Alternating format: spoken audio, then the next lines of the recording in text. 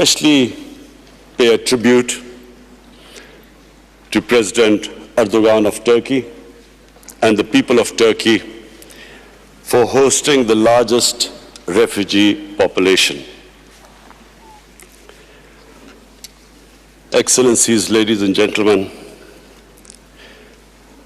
I want to speak about Pakistan. Pakistan was born out of the biggest refugee problem in the history of mankind. And we were inspired by the Prophet Muhammad sallallahu alaihi wasallam, who was a refugee. I'm very proud to say that Pakistan hosted at 1.4 million refugees, and still, after 40 years, Pakistan still has 1.4 million registered refugees, and overall the Afghans in Pakistan number 3 million. Countries that do not have resources, countries that cannot look after their own population, that cannot provide their basic needs, that are struggling to develop their human resources. For them, a large refugee population causes problems which cannot be imagined by the richer countries. I see the European countries struggling with the refugee problems.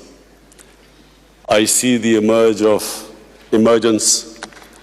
of the right wing, which cashes in on the public distress faced by the public because of lack of jobs. They cash in on the refugees. So we in Pakistan have been through this.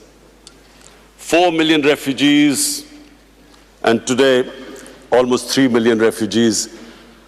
A country where there's massive unemployment. We know what we go through. As a Prime Minister, I can tell you that we face daily problems where our people want jobs, and clearly the refugees can become a target. But I'm very proud of my people, the way the people of Pakistan have hosted the refugees, the hospitality shown to the refugees for over 40 years. But the main point I want to make here today is that prevention is better than cure. We must all try and prevent people from becoming refugees. Pakistan is, and again I'm proud to say, we are trying our best now in the peace process in Afghanistan so that the refugees can go back with dignity. And we are praying that this peace process now succeeds. There's a political settlement in Afghanistan so that the people of Afghanistan who've been suffering for 40 years of conflict, finally, they too can enjoy the dividends of peace. Mr. Secretary General and High Commissioner, one of the things I especially wanted to come here and point out, and I do want to tell the whole world that they should be aware of one of the biggest impending refugee crises about to take place. In India, on the 5th of August this year, Indian forces laid siege to the people of Kashmir. Since 5th of August, 8 million Kashmiris have been literally shut inside. Their rights have been taken, people have been imprisoned, the leaders are in jail, all communication has been cut off. But the most important thing which the world needs to understand is that the professed aim is to change the demography of Kashmir from a Muslim majority to a Muslim minority. Now, if this is what the professed aim is, we are likely to have another refugee crisis. A refugee crisis that would dwarf other crises. In the United Nations General Assembly, I tried to appeal to the world community that they must take notice of this. What is going to happen? The people are under siege in Kashmir. Whenever the curfew is lifted, there are 900,000 Indian troops there. What is going to happen then? They're trying to change the demography by settling in Hindu population into Kashmir. What is going to happen then? So we know from our past experience, prevention is better than cure. If the world acts right now and puts pressure on the Indian government to stop this illegal activity, we could prevent this crisis. But we all know once a crisis starts, once there is a crisis, we all know that it's, as we know right now, as we know what is happening, as we know what is going on in Turkey with the refugees, we all know that it's very difficult, it's complicated. So many issues come in the way. So number one, I would like the world community to take notice of what is happening. We in Pakistan are not just worried that there'll be a refugee crisis. We are worried that this could lead to a conflict between two nuclear-armed countries. And so the Secretary General of UN is sitting here. I'm looking forward to inviting you to Pakistan in February when we host the refugee conference there. But I would really appeal to the world community that this is the time to take notice. Secondly, there is another thing happening in India. In Assam, the government has passed a Citizen Registration Act.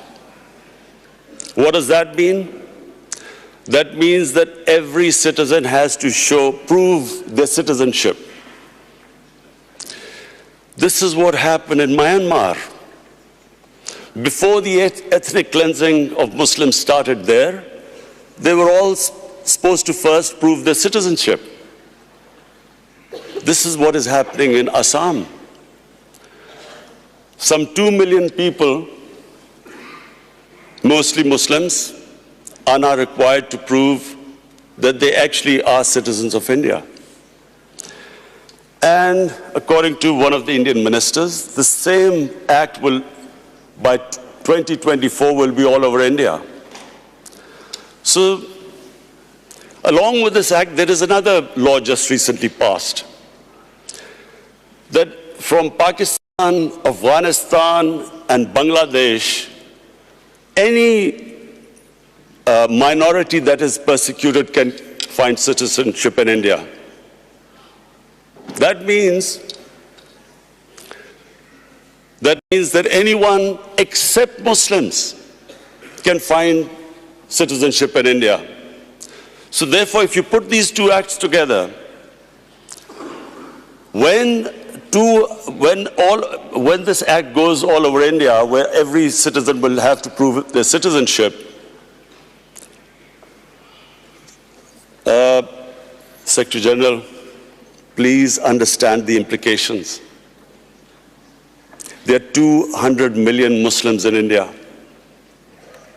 So anyone who cannot prove the registration will be deregistered as a citizen, except that all other religious minorities, Hindus, Sikhs, Christians, they can come back and seek asylum in India, so they will get citizenship, but not Muslims. So there are 200 Muslims in India. If 2 or 3% of them cannot prove their citizenship, where will they go? So this is another thing. There are riots in India already. People are out in the streets. I would urge the international community to please look into this, because we know once the crisis happens, it's much more difficult. I repeat, it's much more difficult to control it. It's much easier right now for the world community to step in and see what is happening. And I urge them, because we in Pakistan stand to suffer. As it is a country that is hosting 3 million refugees, a country which is trying to develop its own human beings, provide them the basic necessities, our country will not be able to accommodate more refugees.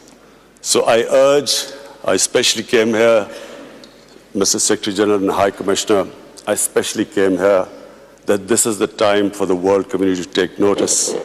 What is happening next door can have consequences, can have an impact on the refugee population of the world, which is unprecedented.